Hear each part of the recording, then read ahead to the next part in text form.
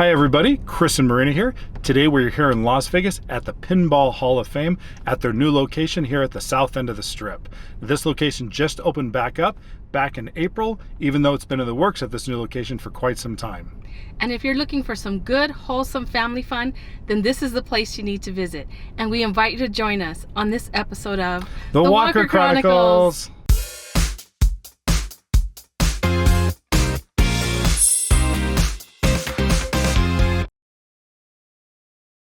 All right, so we're outside the new location of the Pinball Hall of Fame, and I think they need to get a bigger sign. This might be really hard to see as you're driving by on the Strip.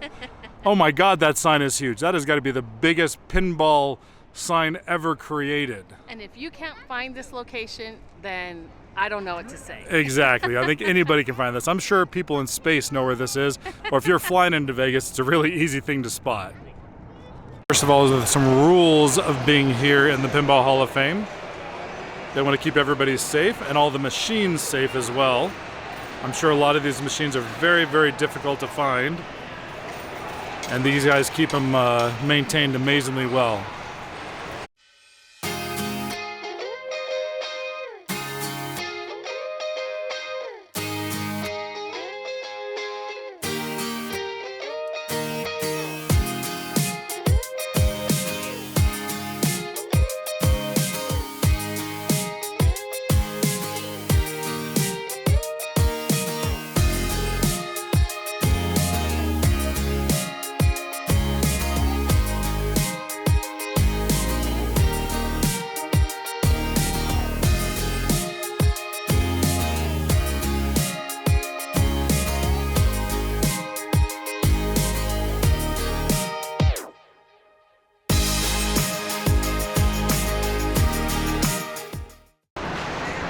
Yeah, I don't know if you all remember these. It's an injection molder, and I believe they're made out of wax or plastic. Wow, this is back from 1961. This machine goes, and just talk about nostalgia, right? And here's the second machine, also from 1961, and this one's mold is for Pluto. Here's the machine, the injection molder, and you'll see it takes a minute or two for the actual mold to pop out, but how cool is this? And they actually do work. I'm not so sure if the Donald Duck one is working, but we'll have to check it out.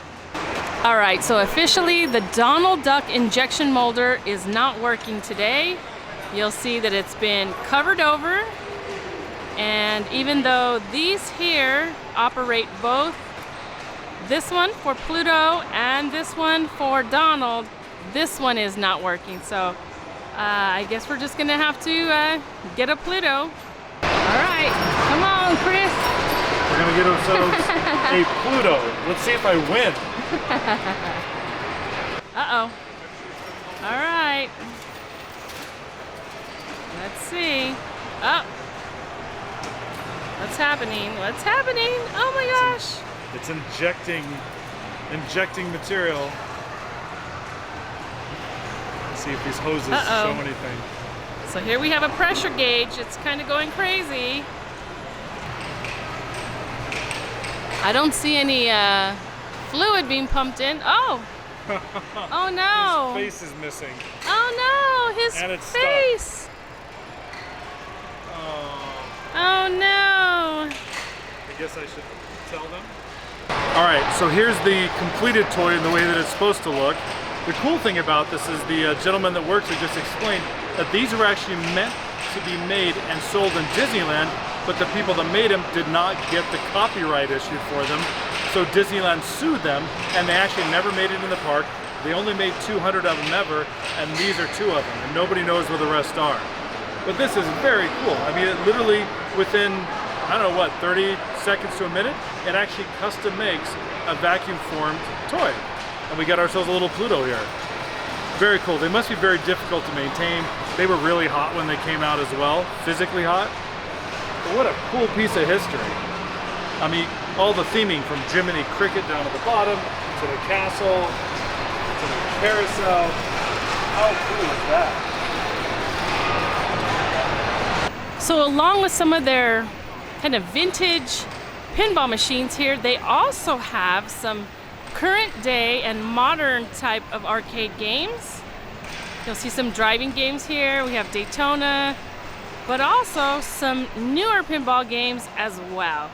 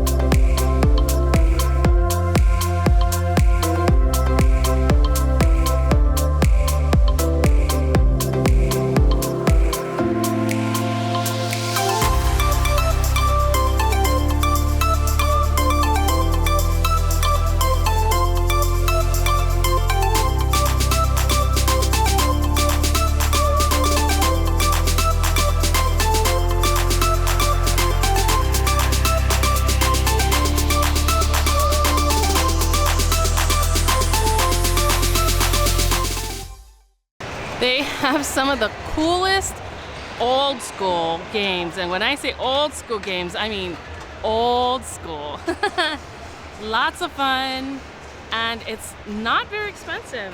Of course, you will have some of the newer type of pinball machines with a little bit more, you know, oomph to it, and they do cost a little bit more. This one here is $1 per play, but you do get lots of bells and whistles, and if you happen to hit one of the targets in here, some special things happen on the screen and also on the playing field. So lots of fun here. All right, Chris is gonna try his hand at the Wizard of Oz. The flippers are red shoes. Did you notice that? Flippers are red shoes. Look. Look at that. Oh my gosh. So on this game, which is really cool, you'll see the wizard, you'll see the forest with the talking trees. It's really, really cool. I'm a fan of the Wizard of Oz, so that's why I love this game so much.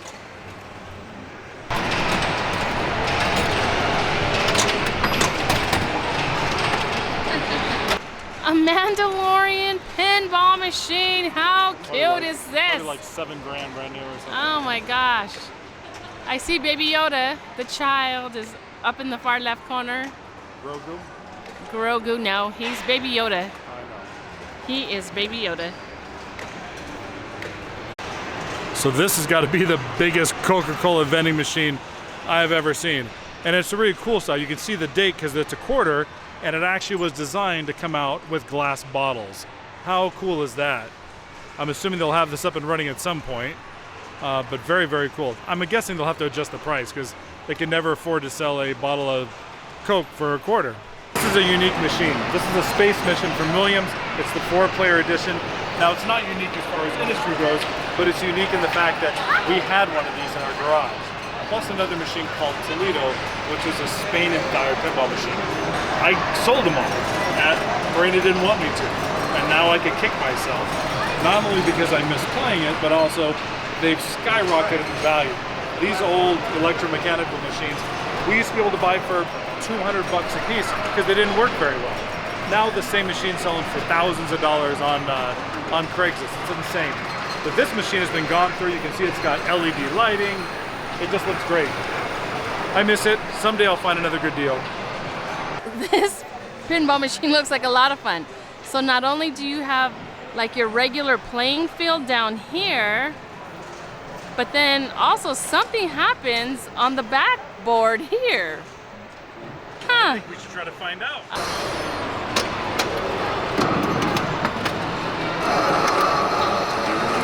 Oh, here we go. Look at this. This is taking the ball.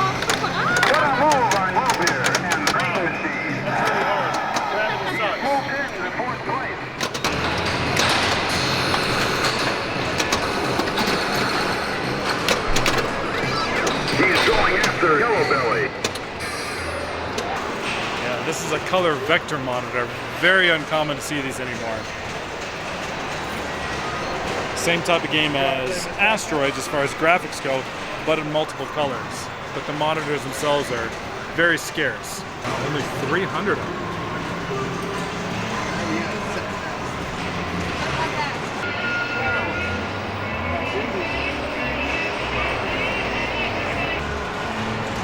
And here we have another Star Wars machine.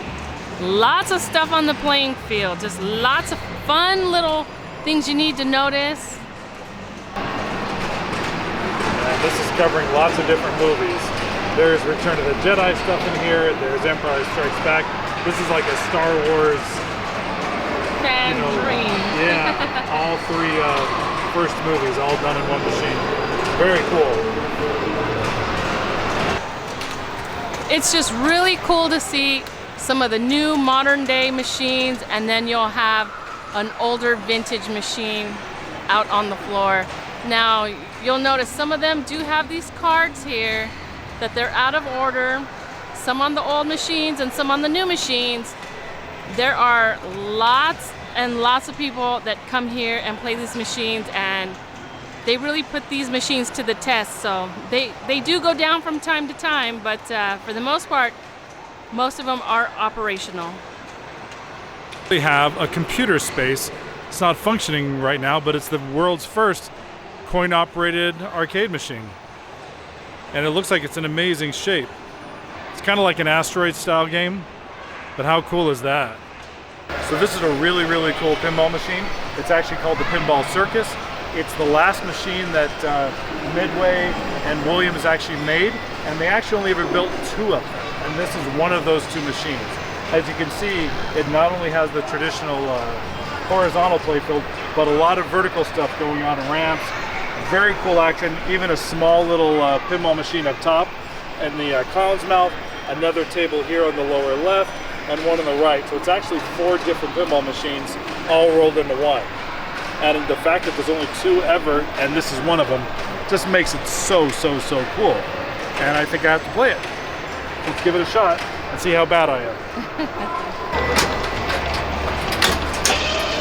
Oh! Look at that!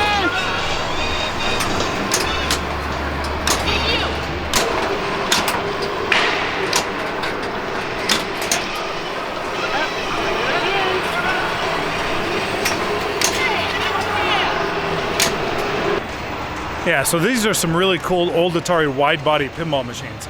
A lot of people don't even realize that Atari did make pinball machines, and they made them different than most of the people. The playing field is really, really wide. They had machines like Roadrunner, like you see here. They used to have a Superman machine that I remember as a kid. I don't ever remember seeing the one over here on the left called 4x4, but they're just different machines, and they changed the play quite a bit because you weren't used to this narrow, I don't remember how much, maybe 2 feet wide. They went almost to 3 feet wide. Just very, very cool and different type of pinball machines. Uh-oh, looks like Chris found himself a Starship Trooper pinball machine to play. Would you like to be a citizen? I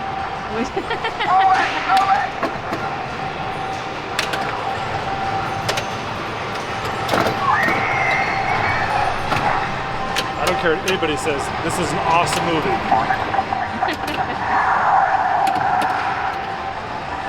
Yeah, not one of my favorite movies, but Chris seems to like it.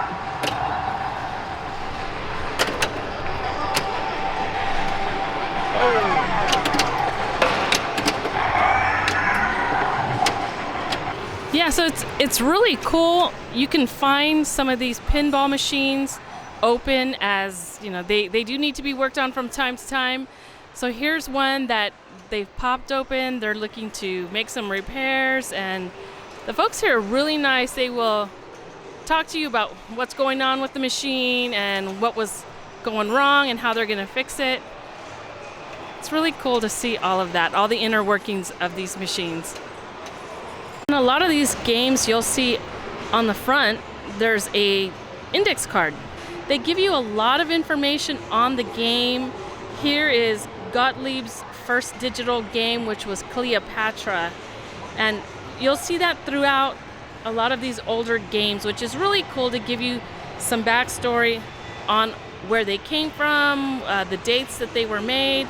and sometimes even how many of these games were made.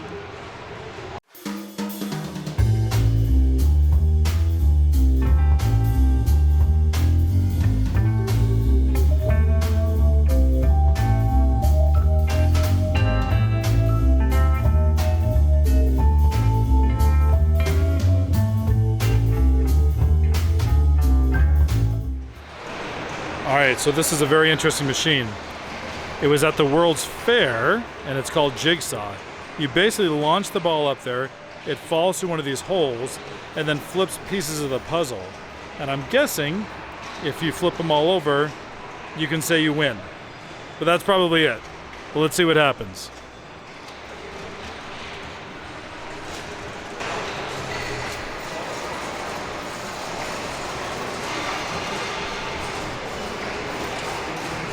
$200.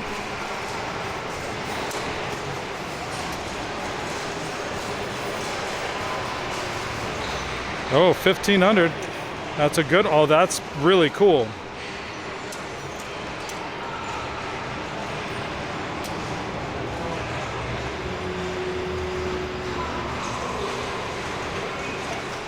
That's very cool, by the way. There we go. That was a full row. All right, so we just finished up at the Pinball Museum.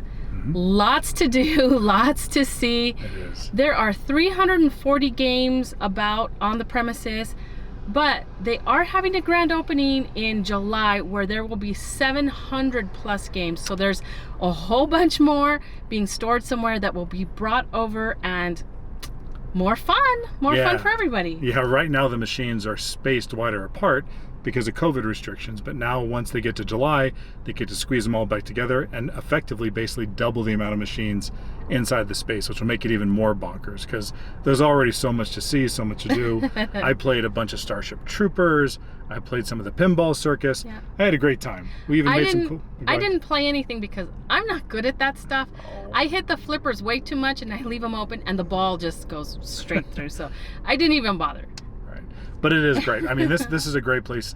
If you come to Vegas, especially if you have the kids come by, if you don't have kids and you just remember pinball as a kid, you are going to have a blast because you're not going to see this many working machines in one area in this condition. You can still pay a quarter on a lot of these things and still play the things. And they have machines all the way back to the early 1930s, all the way up to even the most recent. They even had the new Mandalorian machine here, right dead, in the center. So everything from vintage all the way to current place. Plus they have a bunch of vintage arcade machines, like Pac-Man, Miss Pac-Man, Centipede, Donkey Kong, things like that. So it's a great thing to do for the entire family. And you can get one of these, which I can tell you, you won't be able to find these anywhere else. Right. You don't really get one, you actually make one. You make one and you cross your fingers that all the pieces come together, because if they don't, just ask the very nice people at the front desk. The staff will give you one that is pre-made, but from that machine. And you saw the video of how this thing worked. It's just a very cool machine that was intended for Disneyland, never made it there due to licensing issues, but it literally vacuum forms a toy on the spot while you sit there and wait for it. That's just very cool. It's like literally being at a factory, having to make a toy and hand it to you at the end, but it does it individually for every single person. Exactly. So if you like this video, we'd love it if you hit that subscribe button, hit the like button. It really helps us out, helps us pay for some of these things we're out here doing, lets us know you like the content. If you dislike it, let us know in the comment section as well. But until next time, we will see you on the next episode of The Walker Chronicles.